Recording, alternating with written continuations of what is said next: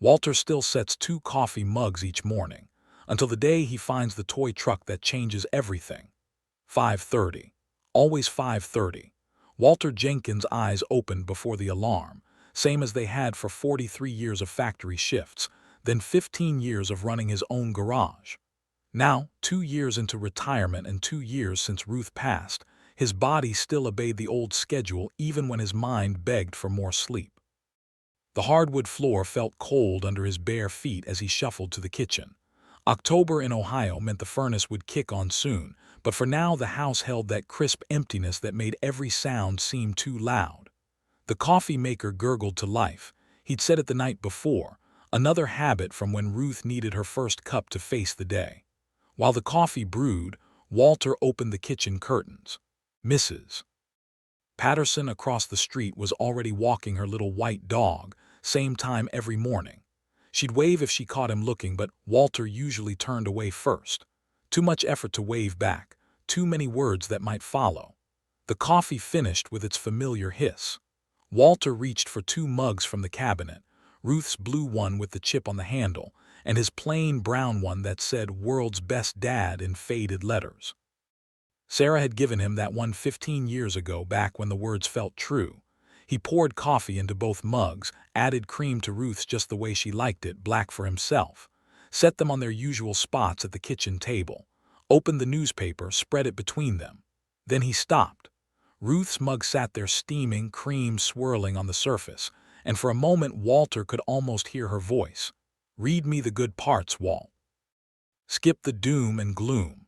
But the chair across from him stayed empty, and the coffee grew cold while he pretended to read about a world that seemed to keep spinning without him.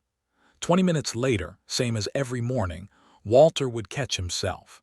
Pour Ruth's coffee down the sink, put her mug in the dishwasher, return to the table to eat toast that tasted like cardboard and wonder when food had stopped being worth the effort.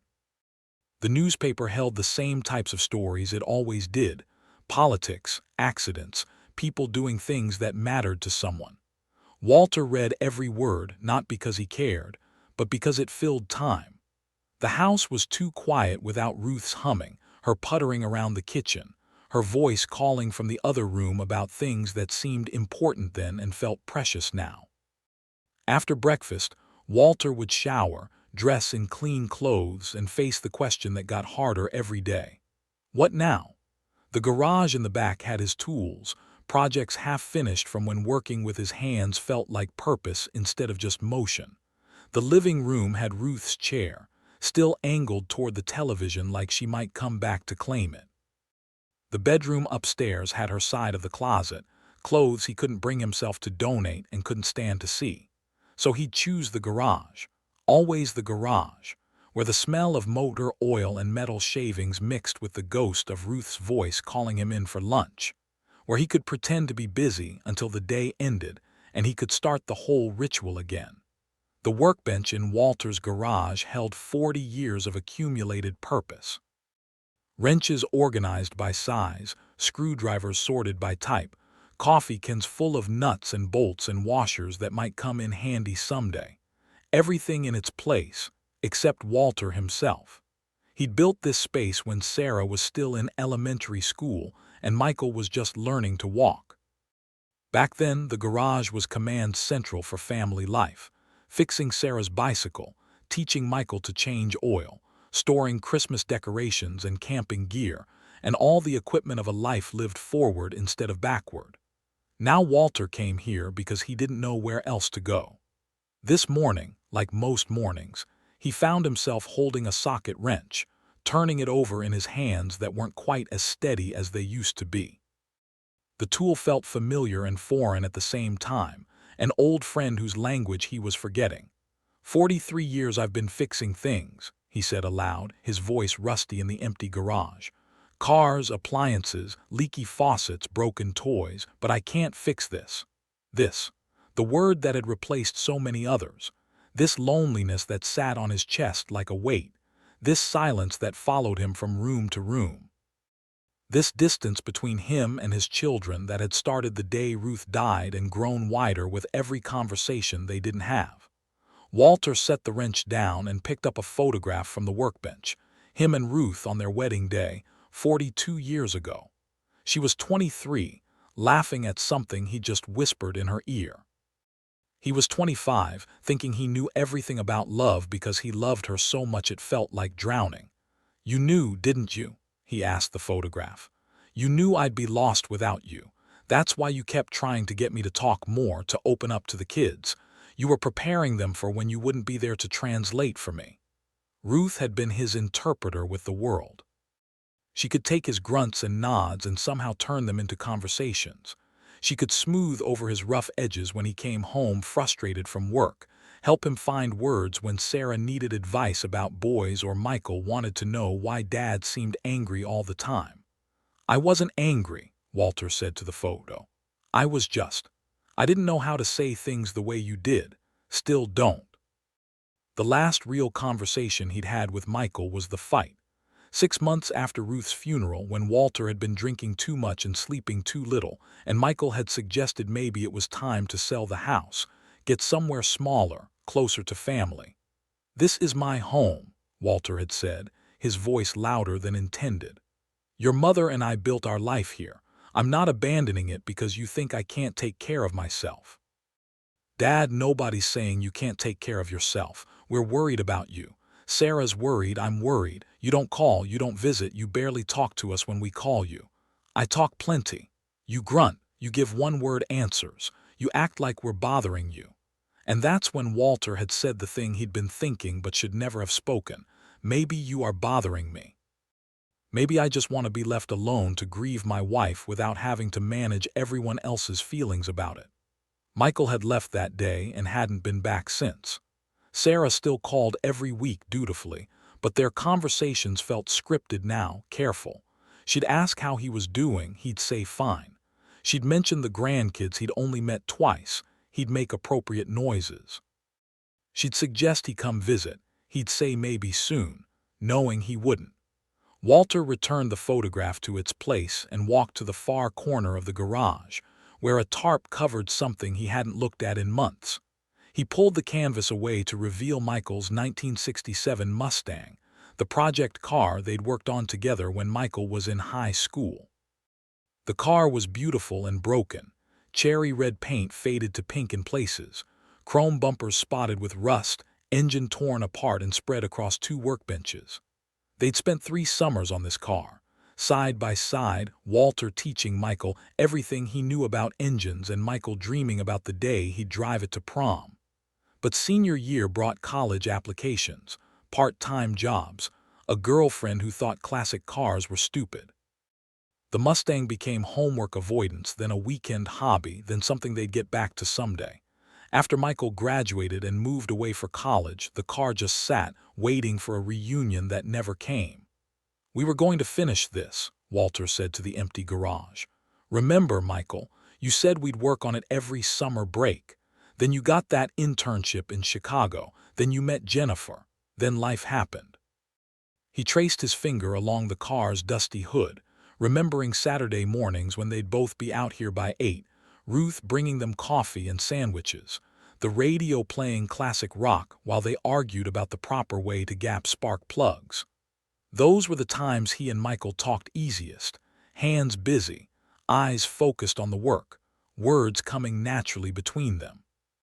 Walter had taught his son everything he knew about cars, but somehow forgot to teach him everything he knew about being a man who could say what was in his heart. By 10 o'clock, Walter had run out of projects that needed doing and started making work where none existed. He cleaned tools that were already clean, reorganized parts that were already organized, swept corners that only accumulated dust because he swept them every day. The routine was his anchor and his prison. Without it, the day felt formless, dangerous. With it, each hour crawled by marked only by the completion of tasks that didn't need completing. At 11, he'd go inside for his second cup of coffee and check the answering machine. Usually nothing. Sometimes a robocall about extending his car warranty or supporting the local fire department. Once a week, Sarah's voice. "Hi, Dad, just checking in. Call me back when you get this." He'd write down her number on a scrap of paper, promise himself he'd call after lunch, then find the paper later, crumpled in his pocket, the words smeared from his sweating palms. Lunch was a sandwich eaten standing at the kitchen counter, looking out the window at the neighborhood he'd lived in for 35 years. The Hendricks family next door was installing a new fence. The young couple across the street, he couldn't remember their names, had painted their front door bright blue. Life continued around him, people making changes and improvements, while he stood at his window like a curator in a museum of his own memories. The afternoon brought television news, mostly to fill the silence. Walter wasn't particularly interested in politics or weather or sports, but the voices gave the house a feeling of occupancy. Sometimes he'd find himself responding to the newscasters. "That's ridiculous," or "What do they expect?" As if they could hear him, as if he was part of a conversation instead of just witnessing one. Dinner was the hardest part. He'd heat up something simple, canned soup, frozen dinner, leftover pizza from the place that delivered, and sit at the kitchen table with his food and the day's final cup of coffee. This was when the silence felt heaviest, when he missed Ruth's voice asking about his day, her stories about the neighbors or the grocery store or the book she was reading. He'd started leaving the television on during dinner, turned toward the kitchen so he could hear it from the table. The noise helped, but it also reminded him how much of his life now was about managing solitude instead of enjoying company. Evenings were for Ruth's chair.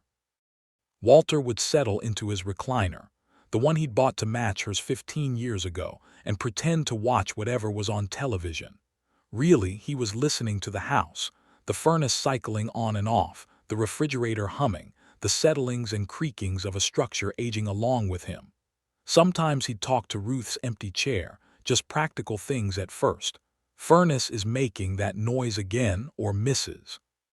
Patterson's dog got loose today." But as the weeks turned to months, the conversations grew longer, more intimate. "Sarah called again today," he'd say to the chair. "I should call her back, I know I should, but what am I supposed to say? That I'm fine, that I'm not fine, that I miss you so much some days I forget to breathe." The chair never answered, but Walter imagined Ruth's voice anyway, patient, loving, slightly exasperated with his stubbornness. "Call your daughter, Walt. She loves you. They both love you. You're not bothering them by needing them." But needing felt like weakness, and Walter had spent 68 years believing that men solved their own problems, even when the problem was himself. By 9 o'clock, he'd climb the stairs to the bedroom, brush his teeth, and lay down on his side of the bed. Ruth's side stayed undisturbed. Her pillow still held the dent from her head. Her nightstand still held her reading glasses and the book she'd never finished. Walter would stare at the ceiling and listen to the silence that used to be filled with Ruth's gentle snoring, her movements in sleep, the small sounds of a life shared. Sleep came eventually, but it never felt restful. Walter's dreams were full of conversations he should have had, words he should have said, moments when he could have been better at loving the people who loved him back. He'd wake at 5:30 to start the whole pattern again, each day a careful repetition of the day before, each routine a small victory against the chaos of grief. But even victory felt like losing when you won it alone. Saturday morning arrived gray and cold, with the kind of October wind that stripped leaves from trees and sent them skittering across driveways like small, brown ghosts. Walter had finished his coffee and newspaper routine and was heading to the garage when he noticed the overhead door was slightly ajar. Strange, since he always made sure it was completely closed before going to bed. The wind must have caught the latch, he thought, pressing the button to raise the door fully. But as the metal panels rolled up, Walter saw something that made him pause. The tarp covering Michael's Mustang had been blown askew, exposing the rear quarter panel and revealing something Walter hadn't noticed before, a small wooden toy truck sitting on the car's trunk. He stepped closer, squinting. The truck was about the size of his fist, carved from pine and painted bright red, though the paint was faded now and chipped in places. Walter picked it up, turned it over in his hands, and felt something shift in his chest, a recognition so sudden and complete it made him sit down hard on the nearest workbench. He'd made this truck. Christmas 1987. Michael was 6 years old and obsessed with vehicles of all kinds. Walter had spent 3 weeks in this very garage, working after Michael went to bed, carving and sanding and painting a fleet of wooden trucks for his son's Christmas morning. This one was the first, the prototype. Walter remembered the excitement of planning it, sketching the design on a napkin during his lunch break at work, rushing home to test the proportions in wood. He remembered Michael's face Christmas morning, pure joy, unguarded and complete, and the way his son had clutched the truck against his chest like it was precious. "You made this for me?" 6-year-old Michael had asked, his voice full of wonder. "Course I did," Walter had replied, trying to sound casual while his heart swelled with pride. "My boy deserves the best toys, and the best toys are made by hand." Michael had slept with that truck for months, carried it everywhere, made engine noises as he drove it along windowsills and coffee tables and the arms of chairs. The paint had worn off in places from his small hands, and there, Walter traced his finger along the truck's side, were the same fingerprints he remembered, the places where Michael had gripped it tight while it was still tacky with fresh paint. But how had it gotten here? Walter tried to remember the last time he'd seen it. Michael had played with the truck for years, long past the age when other boys gave up toys.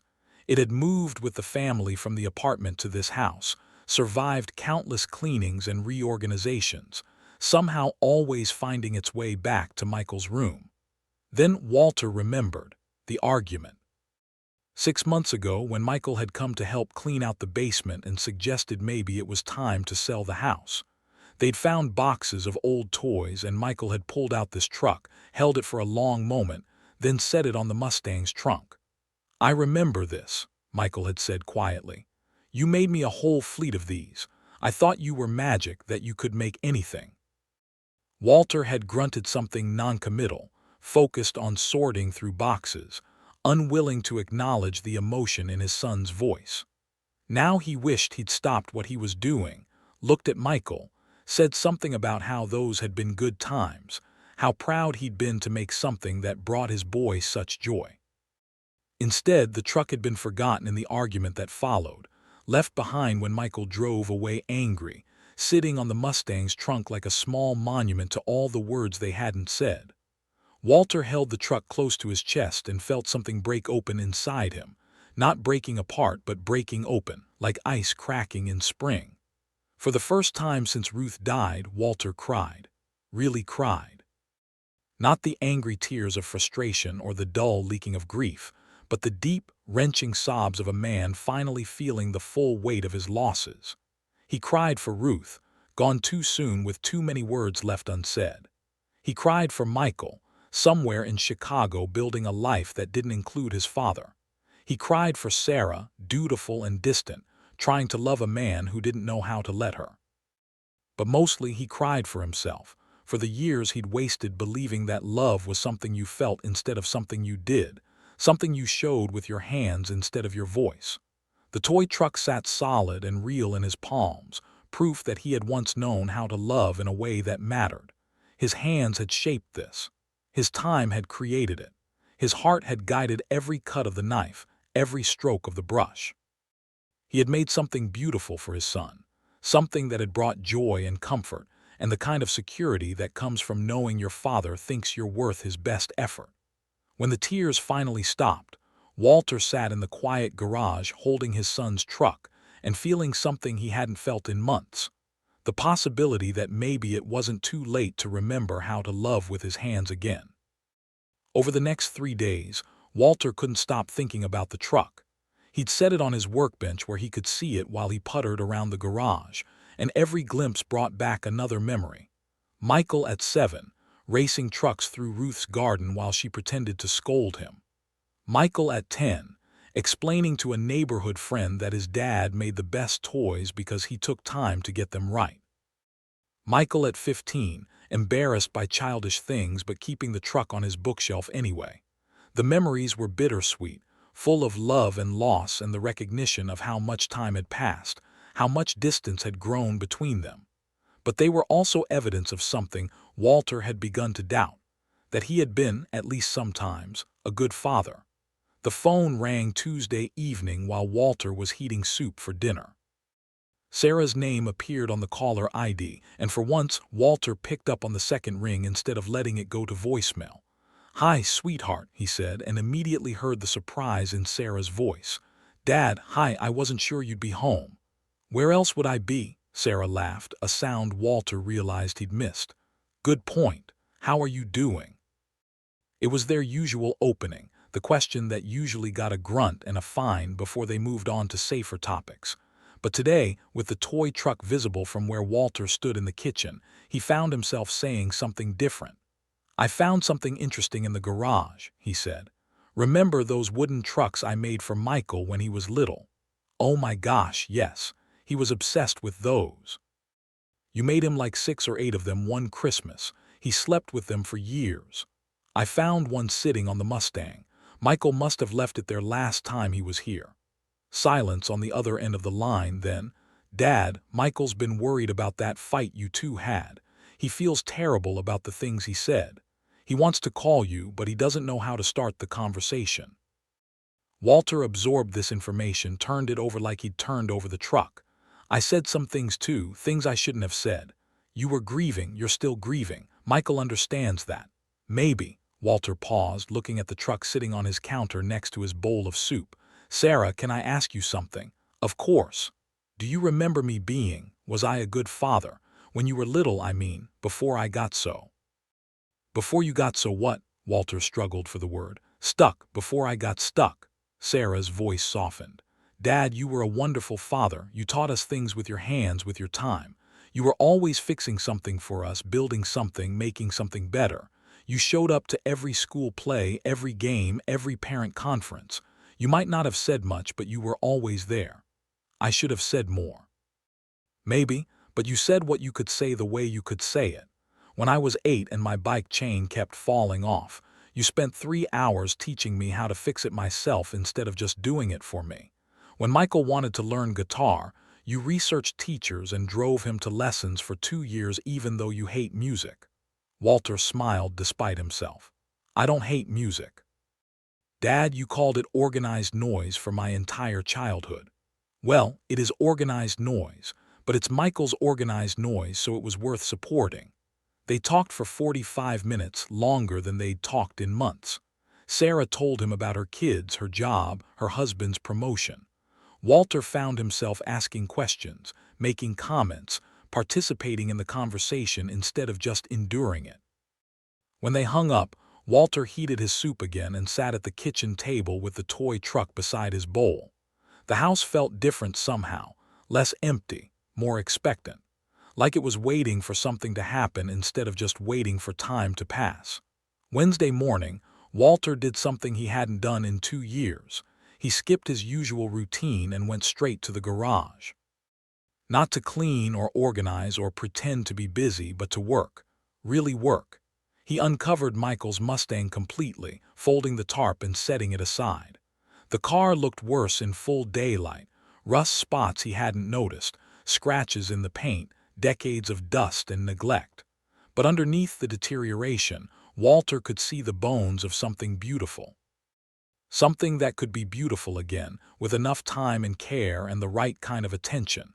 He'd rebuilt engines before. Hundreds of them, thousands maybe. He understood the language of pistons and valves, the rhythm of compression and combustion.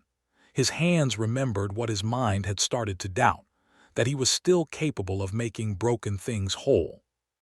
Walter pulled out his toolbox, the good one, with the precision instruments he'd accumulated over 40 years of professional work.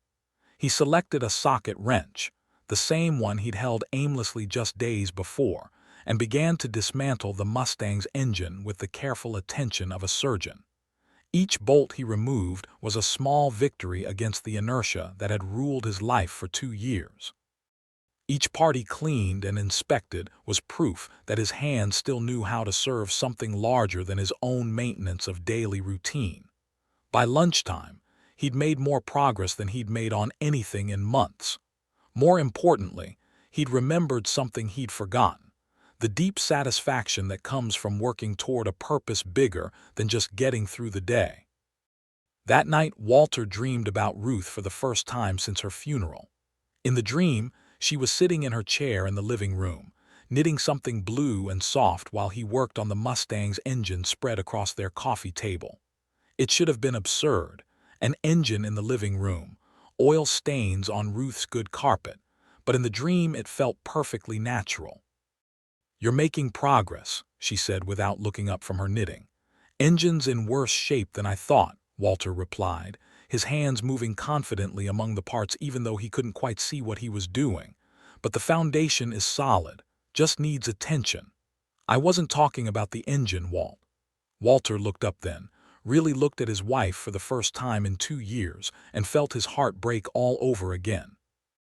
She looked exactly as she had the day before the cancer took her voice, then her appetite, then her breath, healthy and vibrant and impossibly present. "I miss you," he said, words he'd never been able to say to her photograph, words that felt too big for his waking life. "I know you do, but missing me isn't the same as being lost without me." "It feels the same."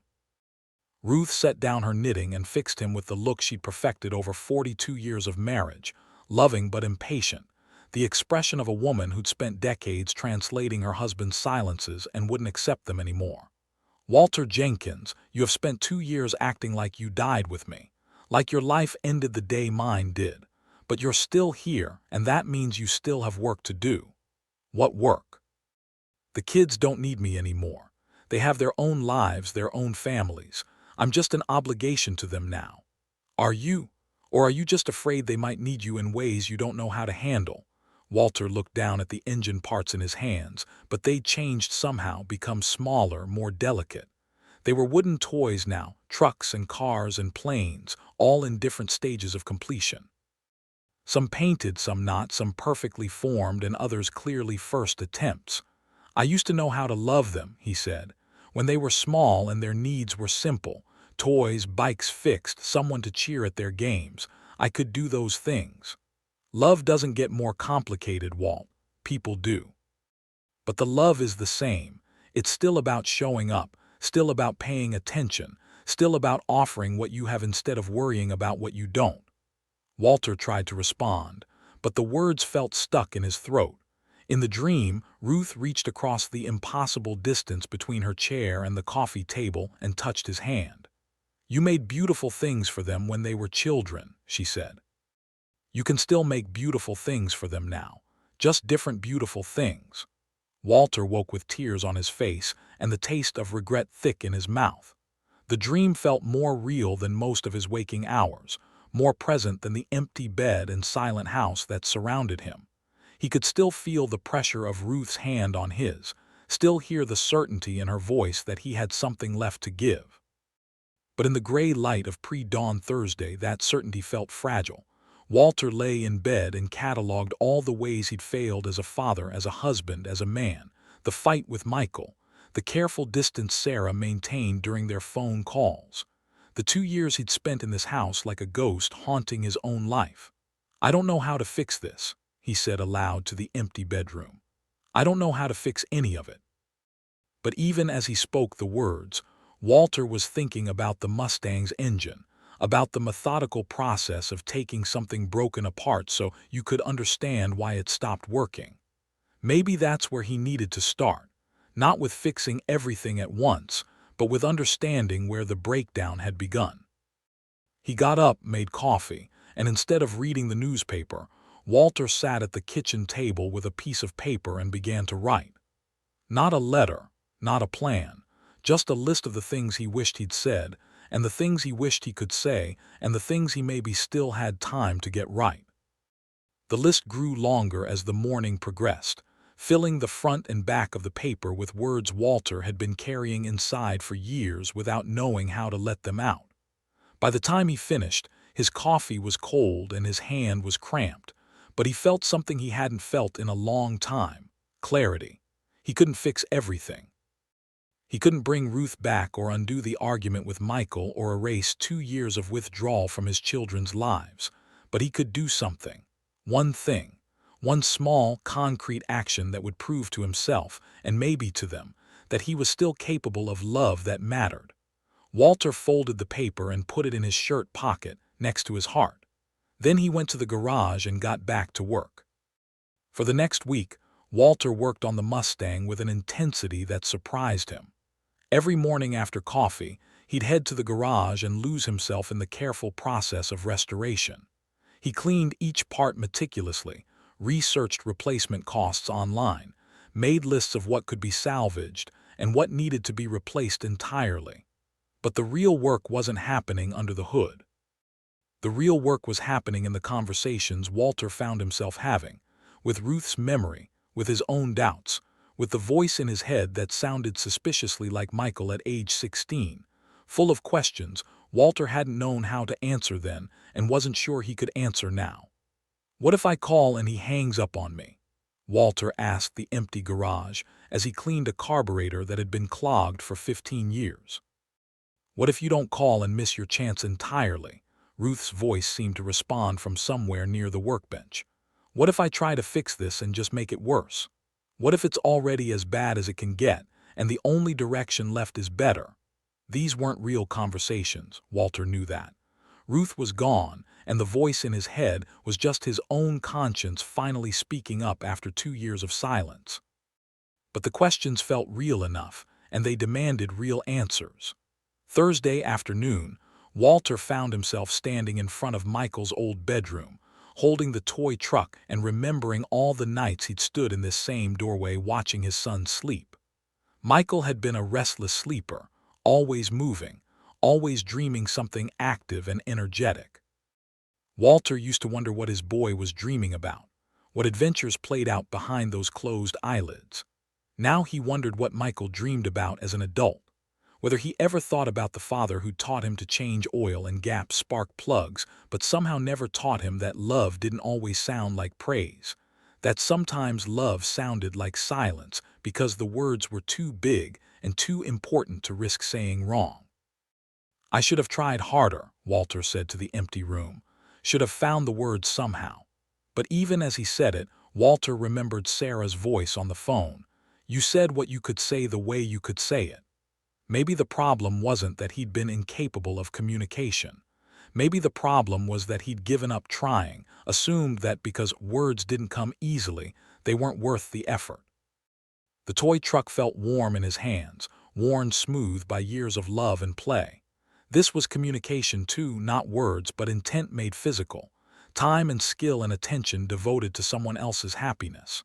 Love carved from wood and painted bright red and given freely to a child who understood its value even if he couldn't articulate it. Walter could do this. Not the talking, maybe that would come, maybe it wouldn't, but he could make things. Build things, create something that mattered to someone he loved. Friday morning, Walter drove to the auto parts store for the first time in months. The kid behind the counter, probably Michael's age, looked at Walter's parts list and whistled low. "Full engine rebuild?" he asked. "This is for a '67 Mustang." "My son's car," Walter said, and felt something settle in his chest at the words. Not ex-son or estranged son, just son. Simple and true and worth fighting for. "Sweet ride, he helping you with the work?" Walter paused, considering how to answer. "Not yet," he finally said, "but I'm hoping he will be." The kid grinned. "Man, if my dad was rebuilding my dream car, I'd be all over that. Your son's lucky." Driving home with the back seat full of parts and supplies, Walter found himself thinking about luck and choice and the difference between them. Michael wasn't lucky to have a father working on his car. Walter was choosing to work on it. Choosing to believe that some bridges could still be crossed, some conversations could still be had, some love could still be expressed through the language of hands and time and careful attention to detail. That evening, Sarah called again. This time, Walter answered on the first ring. "Hi, sweetheart. How are those grandkids of mine?" Sarah laughed, clearly delighted by his enthusiastic greeting. "They're good. Emma lost her first tooth yesterday and Jake scored 2 goals in his soccer game. They keep asking when Grandpa is going to come visit." Walter felt his chest tighten. He'd met Sarah's children twice, once when Emma was born, once when Jake turned 5. Both visits had been awkward, formal affairs where Walter had felt like an intruder in his daughter's life rather than a welcome addition to it. "Maybe soon," he said, then surprised himself by adding, "I've been working on something I think they might like to see." Oh, what kind of something? Walter looked through the kitchen window toward the garage, where Michael's Mustang sat half-assembled but somehow more hopeful than it had in years. It's a surprise, he said, but I think it might be worth the wait. Saturday morning brought the kind of crisp October day that made Walter remember why he'd fallen in love with Ohio 40 years ago.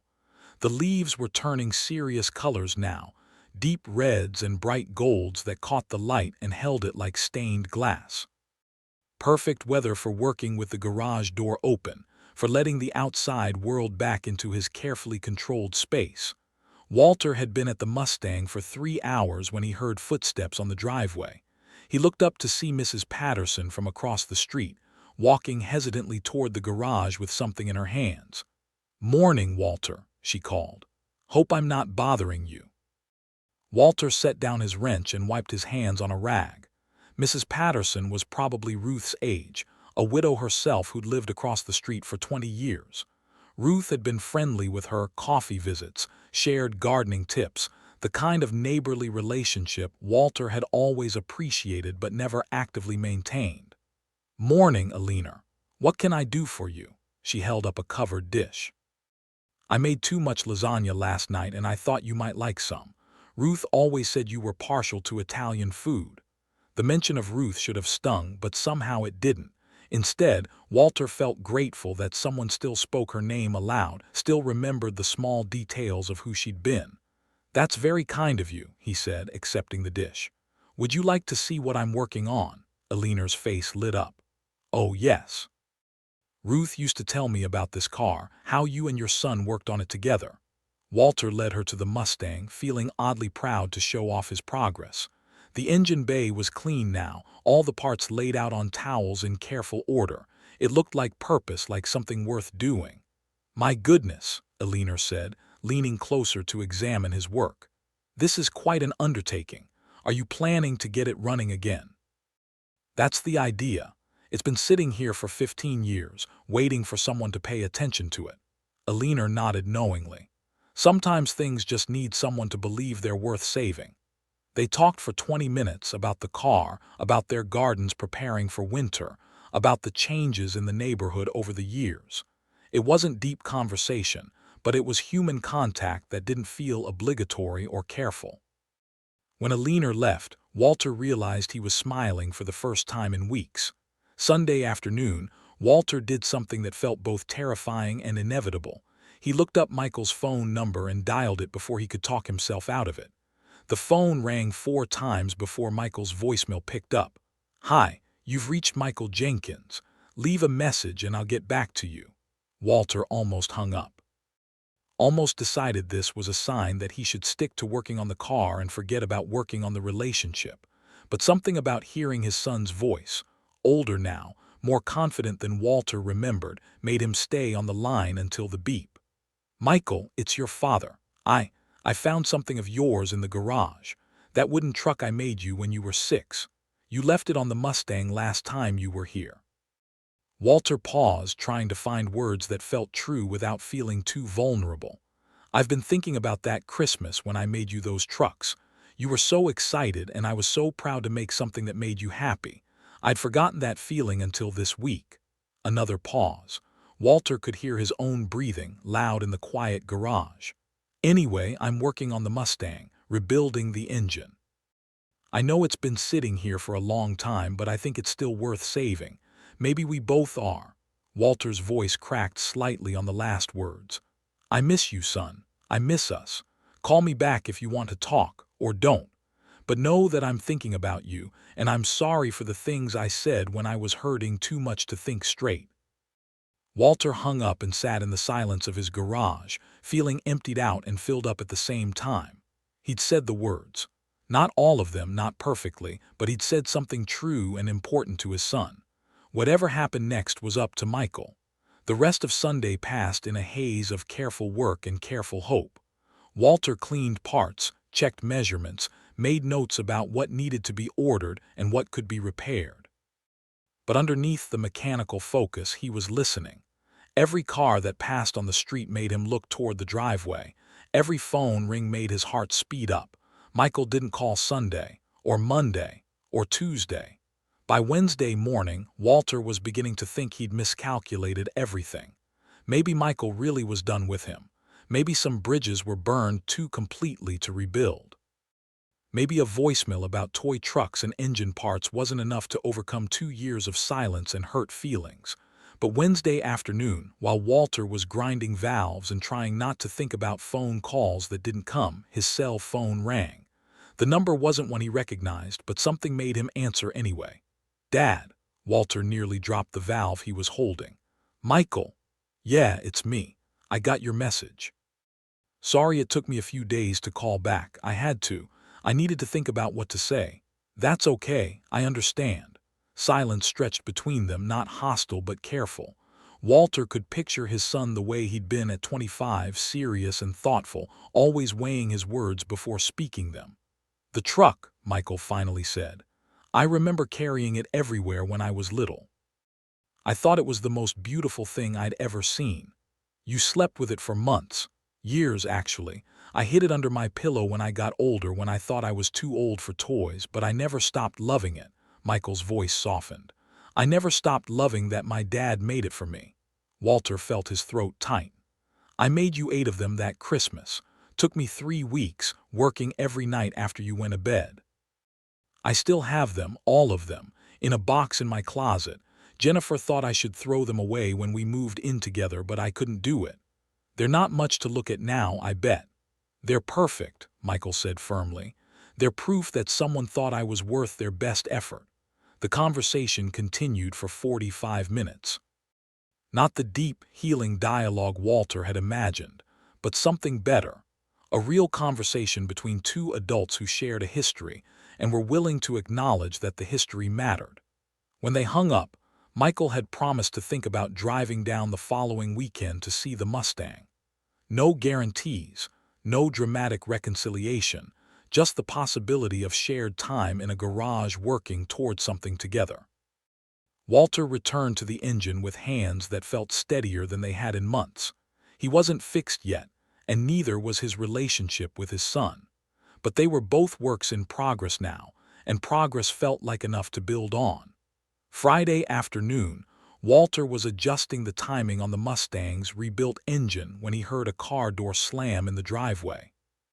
He looked up to see a blue Toyota parked behind his pickup, and his heart did something complicated when Michael climbed out of the driver's seat. His son looked older than Walter remembered, heavier around the middle, lines around his eyes, hair showing gray at the temples. But he moved with the same careful precision Walter remembered, and when their eyes met across the garage, Michael's face showed the same mix of hope and caution that Walter felt in his own chest. "Hi, Dad." "Hi, son, you made good time. Left Chicago early, wanted to beat the traffic."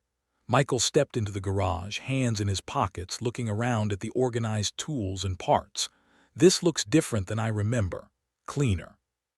Been working on it pretty steady for 2 weeks. Turns out I needed a project." Michael walked to the Mustang and ran his hand along the fender. The car looked nothing like it had when he'd left it, engine complete, body panels cleaned and primed, chrome polished to a dull shine. "My God, Dad, you rebuilt the whole engine. Seemed like the thing to do. Been sitting here waiting long enough." They stood on opposite sides of the car, father and son, looking at the work Walter had done and feeling the weight of all the work they still needed to do on themselves. "I brought something," Michael said, reaching into his jacket pocket.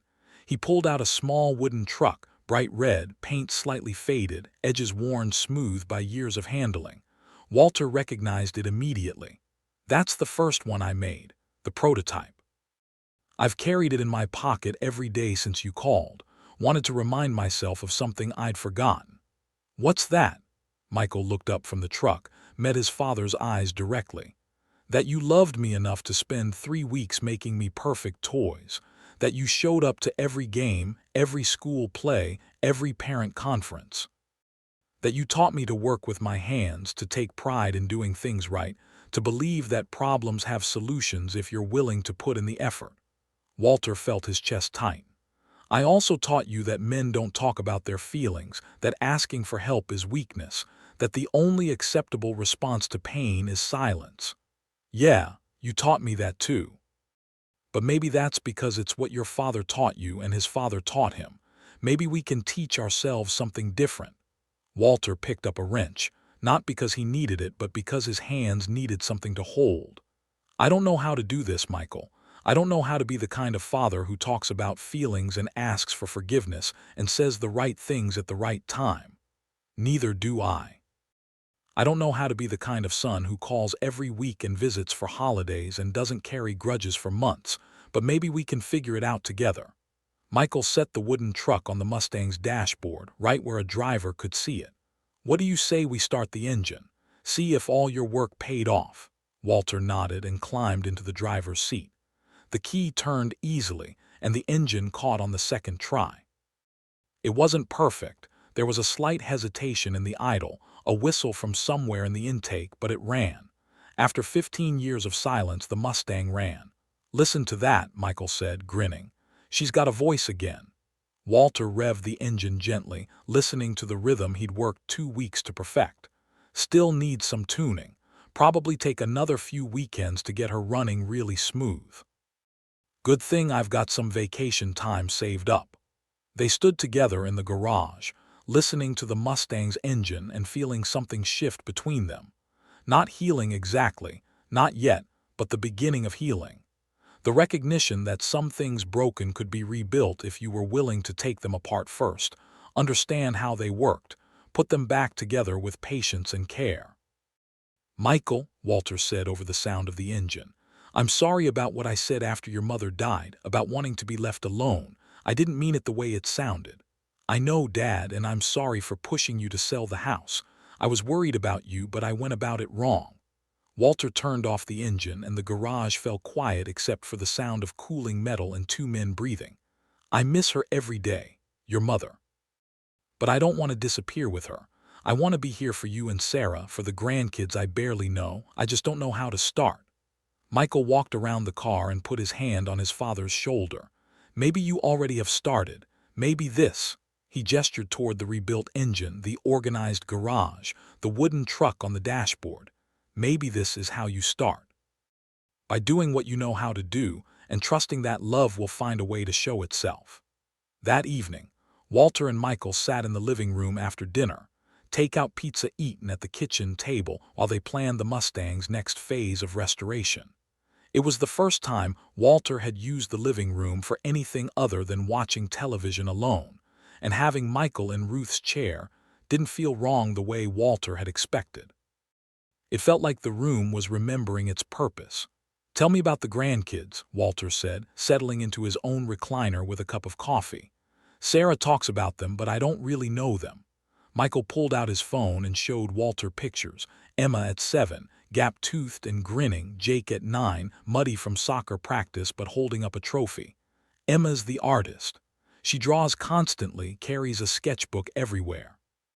Last month she drew a picture of our family, and she included you even though she's only met you twice. She included me, drew you in a garage working on a car.